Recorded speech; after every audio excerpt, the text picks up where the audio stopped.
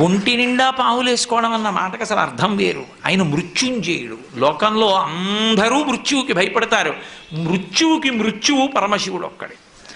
అందుకే వక్షస్థాడనమంతకస్య కఠినాపస్మార సంవర్ధనం బుభృత్పర్యటనం నమత్సురశిర కోటీర సంఘర్షణం కర్మేదం మృదులస్య తావక పదద్వంద్వస్య గౌరీపతే మచ్చేతో మణిపాదుకా విహరణం శంభో సదాంగీకురు అంటారు శంకరులు శివానంద లహరిలో.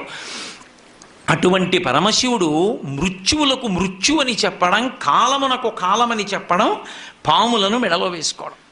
అందుకని అమ్మాయిన పావులు వేసుకుంటాడమ్మా. రేపు పొద్దున రత్న కంకణాలు పెట్టుకోమంటే పెట్టుకోడు.